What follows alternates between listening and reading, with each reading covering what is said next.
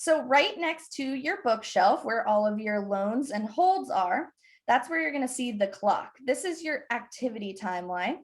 And we're just going to quickly glance at this. It's just a brief overview of all of your past activity in Libby. So you can see the dates of all of your loans and holds, renews, and returns. We are going to end the presentation here today talking about the Libby menu, that center icon. So this is what you can think of as your app settings. So pretty important button there. That's why we put it right in the center of that navigation bar. First, I want to point out before we tap in that you can see that red bubble on Libby's head with the number 1 inside. So that is a little notification bubble telling me that I have one notification waiting for me that I haven't read yet. So I'm going to go in and tap on the Libby menu. That's going to pop our Libby menu out of the right side of the screen here. And up at the top is where that notification is. So Libby's telling me that I had a hold lapse. I did not borrow it in time. Shame on me. I'm going to go ahead and dismiss this notification here by tapping and holding it and then dragging it to the left. And as I swipe it out of the way, you can see a new box here has taken its place. So if you have multiple notifications, you'll keep on swiping to dismiss those. I only had one, so I just did it once. And now I see this manage notification button appear. Now, you are going to be prompted to make your notification settings the very first time you place a hold. So you won't have to go into this menu to find it like I am here, but know that that is where it is once you start setting your notifications the first time. I'm just going to go ahead and tap on this to show you what it is you are going to be prompted to set and why that's important. So in our notification menu here, up at the top, you're going to have the 3 ways that you can be notified. So we can ignore notifications if we don't feel that those are important. You can set a menu badge. That's going to be an in-app notification. And you actually just saw me walk through it. So the first indication of that menu badge was the red bubble on Libby's head that had the number 1 inside. And then once I tapped on the Libby menu, that notification appeared in the box up at the top of that screen and I swiped it out of the way. So that is what a menu badge looks like. And it's going to be an in-app notification that requires you to open up Libby to see it. You're not going to see it outside of the app. The blue notification line, on the other hand, is an push notification. And that's going to appear on your device's screen regardless of what app you have open. So you could be looking at Libby, but you could also be browsing Facebook or reading the news, or your device could be asleep somewhere in the house. And when that notification comes in, it will appear on your device's screen no matter what, similar to a text message. So that is a really good option if you're not going to be opening Libby every day so that you don't miss those notifications. So those are the 3 ways that you can be notified. Right underneath that are all of the things you can be notified about. And the most important one is hold ready.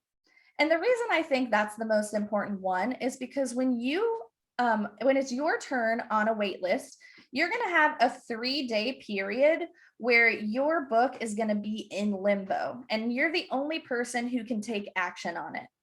So in that 3-day period, more specifically 72 hours, Libby is pretty picky from the minute that you place a hold.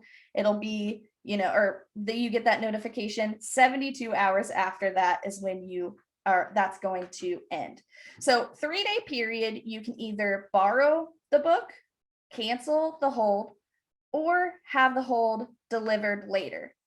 And delivered later is a feature that we have that if you get really busy and that hold becomes available to you, you can choose a time period to stay at the top of the wait list. People will skip over you in line until that time period ends. And then once that time period ends that you chose, you'll be the next person in line to receive the copy. So that 3-day period, if you don't take either of those 3 actions, that's when Libby's going to automatically deliver the title later 1 time as a courtesy, and then it'll be your turn again. The second time it's your turn, you'll have another 3-day period to take one of those actions. If you don't take it the second time, that's when Libby's going to cancel your hold. So you'll have to go and find the book again and rejoin the wait list, which will put you at the bottom.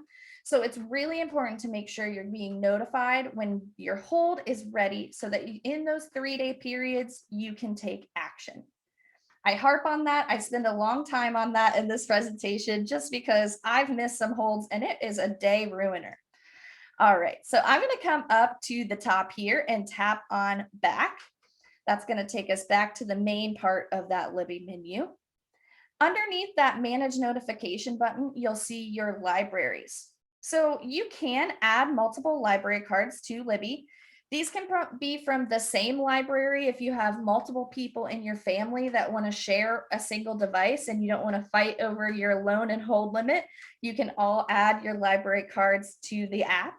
You can also add additional libraries to the app as well. So as long as they have overdrive services and you have a valid library card to that library, you can add additional libraries. You can see here, I have 2 library cards added. So I can search for a book in my digital library, and maybe they don't own a copy of the book. I can tap into my second library and see if they have purchased a copy of that title instead. So last but not least, help and support. So we can come down to get some help here. And if you tap on that, this is where you're going to find common solutions to frequently asked questions. If you already have Libby on one device and you want to copy all of your library cards over to a second device, this is where you can find that setup code that you'll be prompted to find. Then up at the top, you can also type in questions or keywords. It's a good example of how you can find out more information about the Libby app. So I'm typing in return, it's just a keyword, so she's gonna have to guess. I'm gonna make Libby work for me. I'm gonna come down and tap on search. So she's gonna bring up some articles trying to guess what I'm asking. I'm asking for returning books here, so I'm gonna tap on return. Now, like me, Libby's like, well, they return automatically, so you don't have to do that. But then right below that, she does give you the steps to how to return titles early if you finish them before their due date. And you want to make sure that next person in line can start diving into that book. If you can't find the answers that you're looking for here, don't panic. You can always come down to ask our support team. If you tap on that, that's going to connect you with Overdrive technical support specialists via email. And they are Libby experts. There aren't any questions about Libby that you could ask that they're not going to know the answer to. And they can also troubleshoot any deeper issues with you as well. So if you find that you're having trouble downloading something for offline use or something like that, then you can ask the technical support team about how to fix that, and they'll send you some troubleshooting steps. So really nice resource there. I would argue one of the most important resources that you have within the Libby app.